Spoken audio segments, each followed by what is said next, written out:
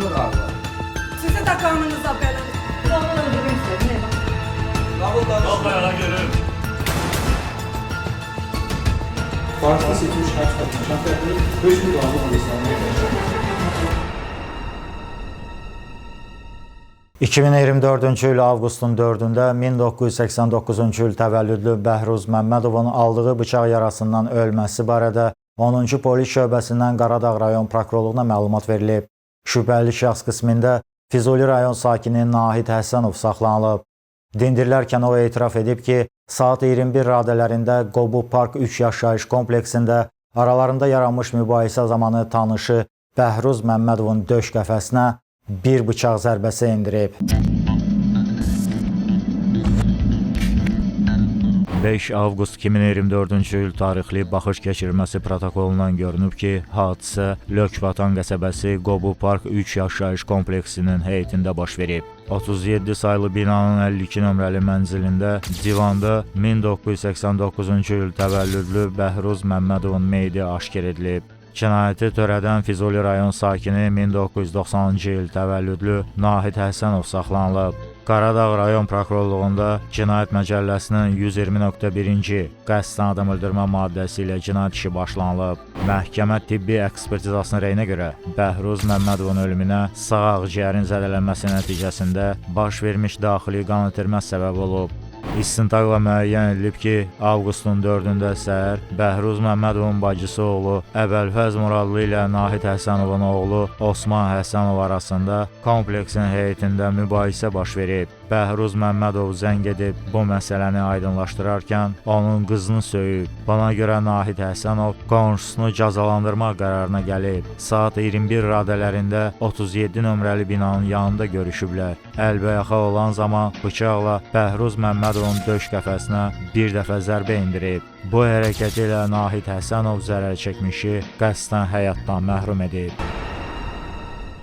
İş üzrə dindirilmiş Nahid Həsənov bildirib ki, Bəhruz Məmmədovla orta məktəbdə bir sinifdə oxuyub, aralarında ədavət olmayıb. Bəhruz fotoqraf kimi fəaliyyət göstərib. Avqustun 4-də işdən yaşadığı ünvana gələndə məhəllədə oynayan oğlu Osman Bəhruzun bacısı oğlu tərəfindən vurulduğunu deyib. Buna görə həmin uşağı yanına çağırıb, bir daha belə şikayət eşitsə, onu cəzalandıracağını söyləyib. Bəhruz zəng edib söhbət etmək üçün onu stadionun yanına çağırıb. Hadisə yerinə çatan kimi Bəhruz yumruqla sinəsinə zərbə vurub, ayağından tutub qaldıraraq onu yerə çırpıb. Mübahisə zamanı bıçaqdan istifadə etməklə məqsədi ondan fiziki cəhətdən güclü olan tanışını qorxutmaq olub. Fərdi qaydada usta işlədiyindən daim cibində bıçaq gəzdirib. Kənar şəxslər onları ayırsa da Bəhruz söyüş söyərək yenidən üzərinə gəlib. Bu zaman bıçağı çıxarıb ona zərbə indirib. Dəfələrlə zərbələr vurmaq imkanı olsa da bunu etməyib. Sonra hər ikisi hadisə yerindən uzaqlaşıb. Məktəbin yanında məhəllədə yaşayan bir nəfərə özünə məxsus avtomobilin açarını verib, maşını sürüb yanına gətirməsini xahiş edib. Qardaşı Cahidə zəng edib hadisə barədə məlumat verib və Binəqədi ərazisində yaşayan dayısının yanına yollanıb. Qardaşı Bəhruzgilə gedib, onun yaralı vəziyyətdə divanda uzandığını görüb. Bəhruz Cahidə deyib ki, Nahidin tutulmağını istəmir. Bu səbəbdən təcili yardıma məlumat verməyə qoymayıb. Təxminən 2 saatdan sonra qardaşı zəng vurub Bəhruzun öldüyünü xəbər verib. Bundan bir müddət sonra polis əməkdaşı zəng edib deyib ki, idarəyə gəlsin. Azərbaycan Respublikasının Cinayət Məcəlləsinin 120.1-ci maddəsi istintaq olunan cinayət işi üzrə təqsirləndirilən şəxs qismində cəlb edilmiş Həsənov Nahid Vahidoğlunun ifadəsinin yerində yoxlanması istintaq hərəkətinə başlayaraq, istintaq hərəkətinin 16 avqust 2024-cü il tarixdə saat 12:00-da Qaradağ rayon prokurorluğunun inzibati binasına xidməti otağında başlayıb. Sənə 16 avqust 2024-cü il tarixdə qeyd olunan cinayət işi təqsirləndirilən şəxs qismində cəlb edilmişsən və sənə 91-ci maddə nəzərdə tutulan hüquq vəsə imzalanmışdır. Sənə tam mahiyyətli hüquq vəsə aiddir. Sənə vermiş olduğun, təqsirləndirilən şəxs qismində vermiş olduğun ifadəni yerində göstərmək, hadisə barədə məlumat vermək təklif olunur. Əlbəttə, yerdə qeyd edirəm. Hər hansı bir etirazın yoxdur? Xeyr, hadisə harada baş verir? Hadisə Qobu 137-ci binanın yan tərəfində.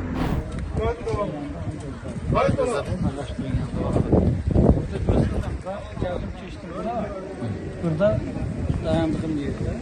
Bu buradan gəldi. Sən harda dayanmışdın? Mən gəlmədim.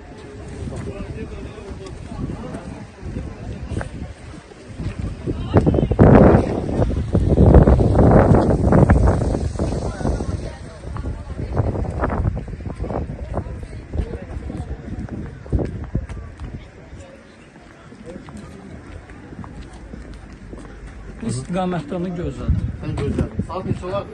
Saat təxmini 11-in yarısı. Yox, 9:30-da. Aha. 9:30-da gəldim, o gəldi bu istiqamətə. Sən bilirdin o gəlməyini. Bilirdim. Oradan gəldi.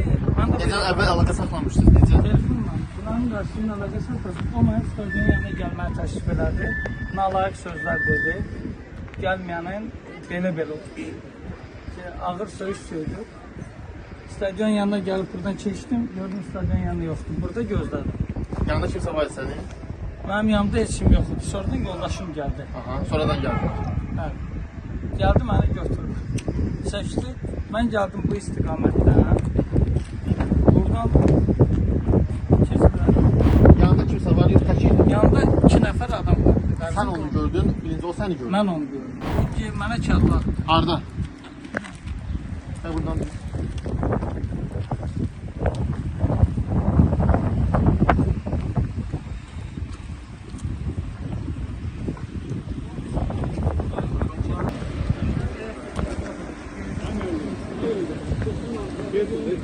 Burada rastlaşdınız. Bəli. Aha. O mənə kəllə atdı. Mən kəlləni yayındırdım. Onun baş istiqamətindən yumruqla vurdum.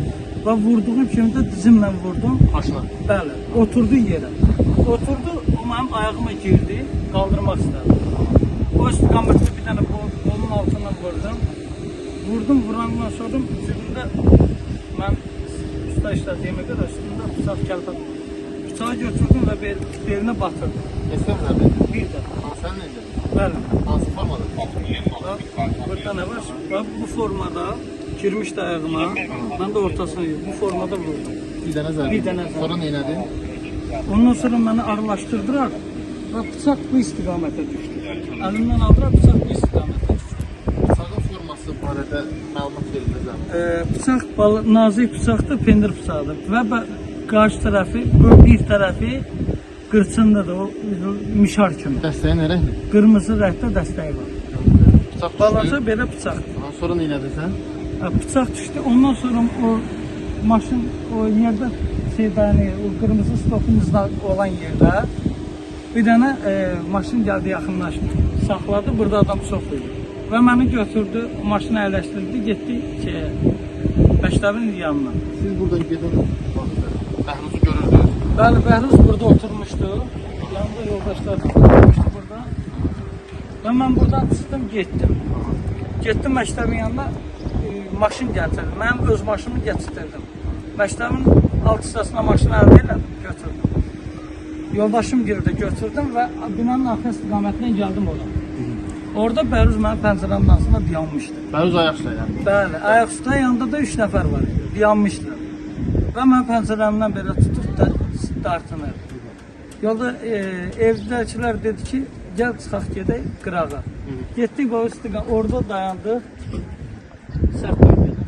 Dayandıq. Və orada əlisimizi yuduk, su içdik. Oradan da yoluma davam elədim, daim yılın qapısına. Binəqədiyə getdik. Polis idarəsinə yaxınlaşdım, təslim oldum. Sən bıçağı hara atmışdın? Bıçaq bıçağı bu istiqamətdə vurandan sonra bıçaq əlimdən aldırar, düşdü bıçaq bu istiqamətdə. Bıçağın harada olması var, məlumat verə bilərəm. Bıçağın harada olmasına barəsində məlumat verə bilərəm ki, bıçaq o ağaçlıq istiqamətinə bıçaq böyle götürüb ata bilər. Mənə kömək məqsədi. Dəqiq məlumatınız var. Xeyr, Bıçak katlanan idi. xeyr, düz bıçaq idi, pendir bıçağı. Tilesi ne kadar bunun? 6 santim. Bəli. 5-6 santim. Evvela bu adamla senin Heç bir arası ədalətim münasibət, yoxdur. mübahisəniz zaten. Yox, heç bir problemimiz yoxdur. Şeyimiz olmur. Nakşamız olmur. Sənin Bəhruz'u vurmaqda məqsədin nə olmuşdu?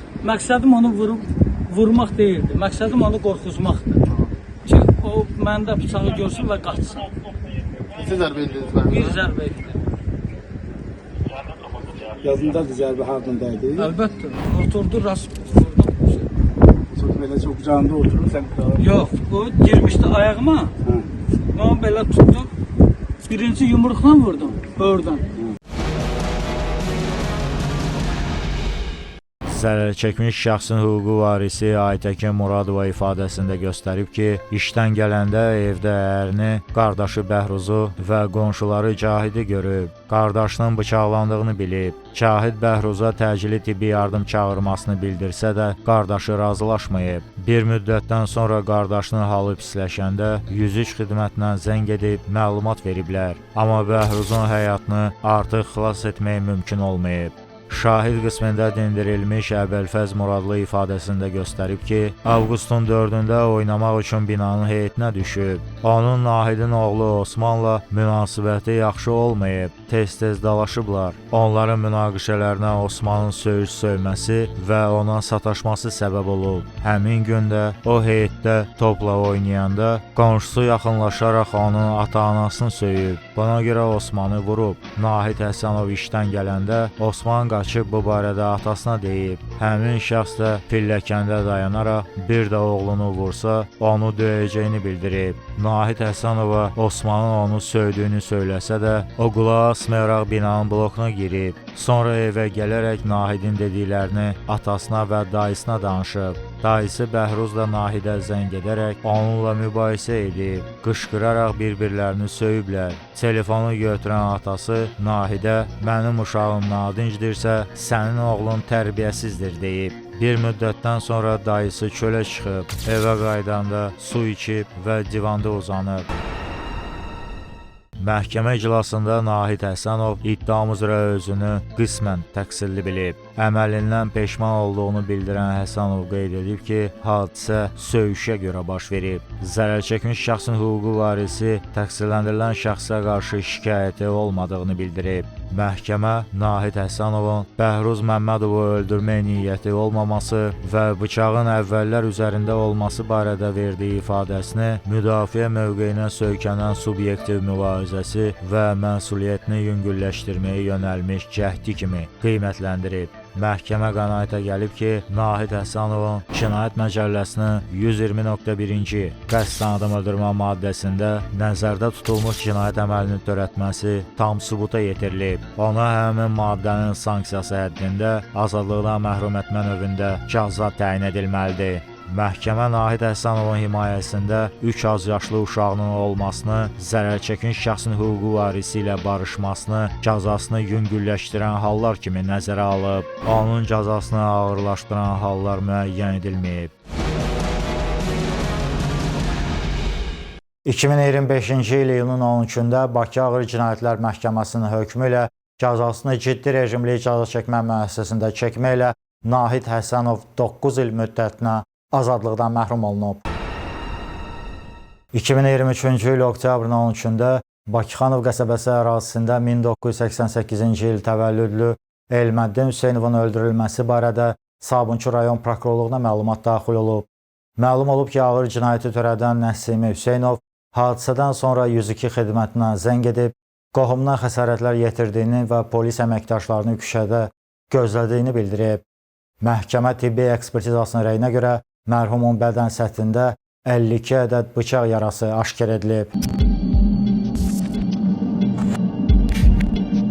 2023-cü il oktyabrın 13-də 13-cü polis bölməsində tərtib olunmuş raporta əsasən saat 12:25-də 102 xidmətindən məlumat daxil olub ki, Bakıxanov qəsəbəsi Abışov küçəsi 23 ünvanında yaşayan Fərahim Şirəliyev zəng edib küçədə bir nəfərin bıçaqlanmasını bildirib. Hadisə Abışov küçəsi 8 ünvanında qarajların arxasında baş verib. Hadisə yerində qan ləkələri və bıçaq aşkar edilib. Ağcabədi rayon sakini 1984-cü il təvəllüdlü Nəsimi Hüseynov polis əməkdaşlarına yaxınlaşaraq təslim olub. Sabunçu rayon prokurorluğunda Cinayət Məcəlləsinin 120.1-ci qəsdən adam öldürmə maddəsi ilə cinayət işi başlanılıb. Məhkəmə tibbi ekspertizasının rəyinə görə 1988-ci il təvəllüdlü Elməddin Hüseynovun bədən səthində 52 ədəd bıçaq yarası aşkar edilib. Ölümünə ürəyin, ağciyərlərin və ümumi yuxu arteriyasının zədələnməsindən törənən massiv daxili və xarici qan itirmə səbəb olub.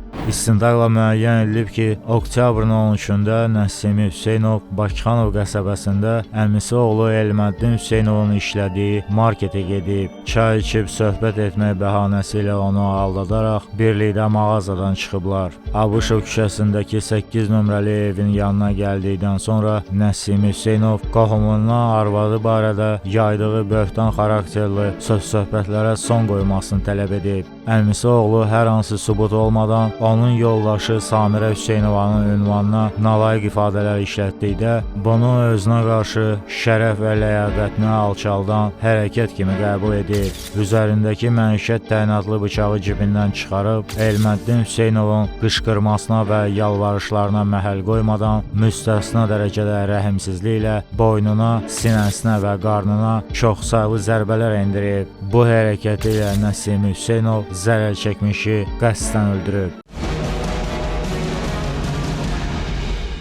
İş üzrə dindirilmiş Nəsimi Hüseynov bildirib ki, 2008-ci ildə Samirə Hüseynova ilə ailə həyatı qurub, 3 övladları dünyaya gəlib. Bakıxanov qəsəbəsində qaynatasının bağışladığı evdə yaşayıblar. Müxtəlif tikinti şirkətlərində usta işləyib. 2021-ci ildən Rusiya Federasiyasının Mahaçqala şəhərində çalışıb. Yoldaşı Bakıxanov qəsəbəsində şirniyyat mağazasında satıcı işləyib. Münasibətləri yaxşı olub. 2023-cü ilin fevral ayında Bakı şəhərinə qayıdıb. Günlərin bir günü atası Səttar Hüseynov zəng edib onu evə çağırıb. Söhbət zamanı atası arvadını ona xəyanət etdiyini, buna görə də boşanmalı olduğunu bildirib. Bu barədə ona əmisi Ədilxanın oğlu Elməddin deyib. Hətta qohumu güya kiminləsə görüşən zaman Samirənin görüntülərini telefonla çəkib. O öz növbəsində atasına bu məsələni aydınlaşdıracağını söyləyib. Növbəti gün Elməddinin Bakıxanov qəsəbəsində işlədiyi marketə gedib, onu çölə çağırıb və arvadının video və foto görüntülərini göstərməsini tələb edib. Söhbət zamanı Elməddin Samirəni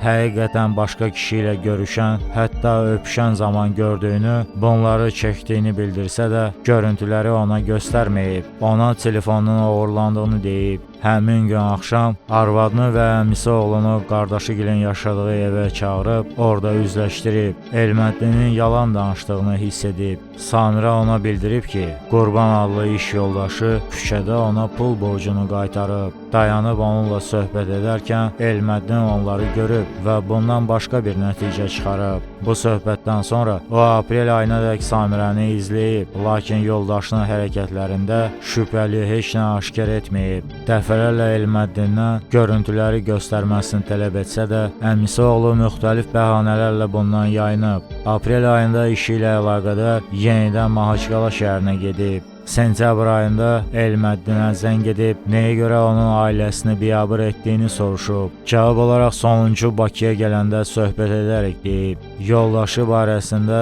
yalan şayələr yaydığı üçün cəzalandırmaq məqsədi ilə Elməddinə bıçaqla xəsarət yetirəcəyini qərarlaşdırıb. Oktyabrın 5-də Bakıya qayıdıb. Ayın 12-sində günorta evdən çıxıb Bakıxanov ticarət mərkəzinə yollanıb. 1 manat 60 qəpiyə mətbəx bıçağı alıb. Elməddinin iş yerinə getsə də onu orada tapa bilməyib. Oktyabrın 13-ü saat 12-də bıçağı cibinə qoyub yenidən marketə yollanıb. Elməddinə söhbət etmək istədiyini söyləyərək bayıra çıxmasını xahiş edib.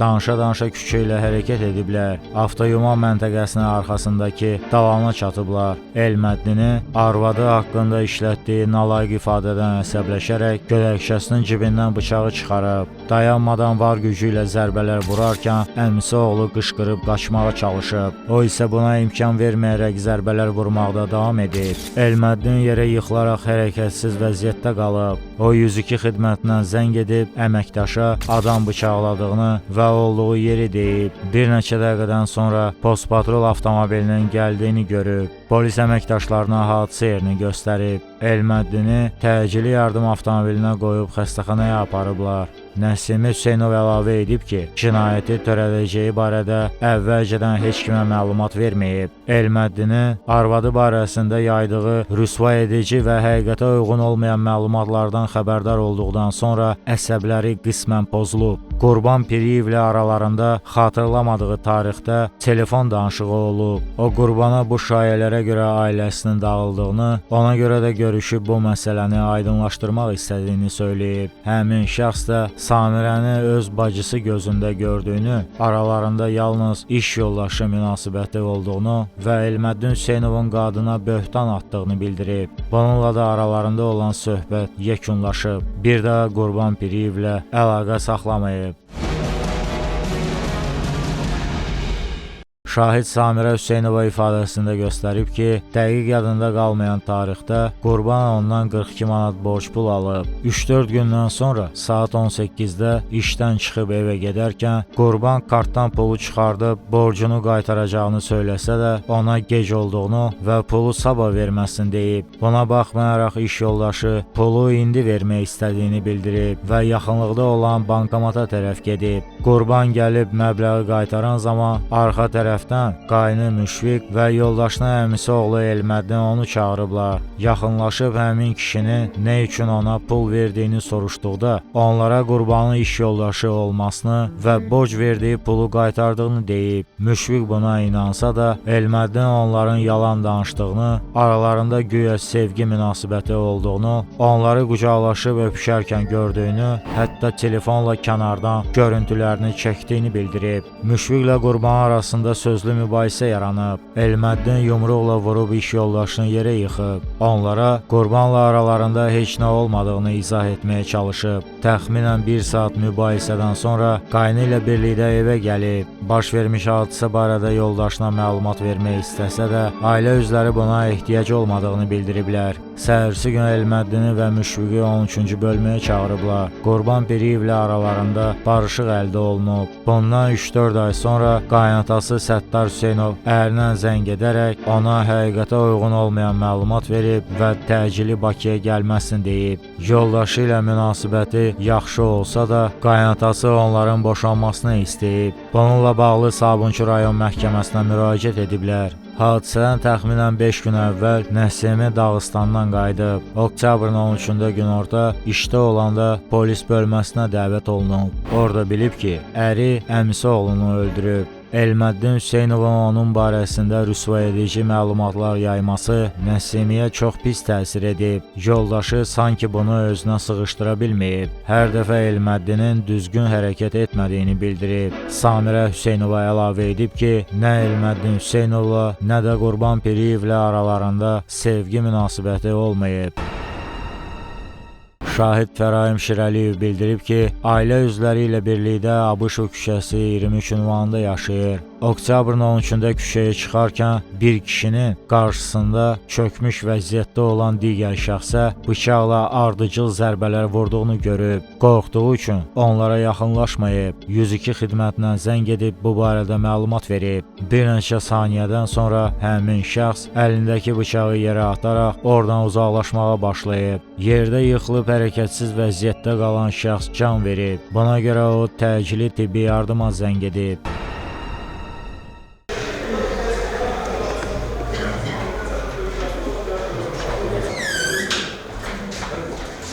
Kimlər çəkir bu reymanı? Hüseyin Vəzifan burada. Əyləşinin müdafiəsinin. Etiraz yoxsa biz proses davam edirik. Proses davam etdirilir. Adi bir çəkiş aparılır. Etiraz yoxdur yanına hər. Məhkəmə etiraz edilsin, sonra xahiş edir ki, yəni təqsirlənən şəxs göstərilir. Bizim bir dənə səs yazısı var. Deməli, məhkəmə göndərilmiş səs yazısı var. Dinləyəsiniz. Kim göndərir? Hüseyn Səttar o zaman mərhumun telefonundan çıxıb. Kim göndərir onu? Hüseyn Səttar. Hə, Hüseyn Səttar. Bəli. Ben danışmışam, yer yazıp onu siz dinleyin. Etirazlar yoxdur. Etiraz yoxdur. Birinci yəni bir səs yazısını dinləyək. Düzdür, sonra nə məqsədləndir? Sadəcə bu ünsiyyət münasibətlərə yox olsun. Bu nə üçündür? Dinləyək deyək. Məhkəmə iclasında Nəsimi Hüseynov çəkiliş aparılan zaman ifadə verməkdən imtina edib. Əmisi oğlu ona arvadını başqa şəxslə xəyanət etdiyini deyib, amma heç bir sübut təqdim etməyib. Bununla bağlı bir dəfə əmisinə zəng edib, oğlu ilə danışmasını xahiş edib. Əmisi də Elməddini oğulluqdan sildiyini söyləyib. Oktyabrın 13-də Elməddin üzr istəsəydi, bu hadisə baş verməzdi.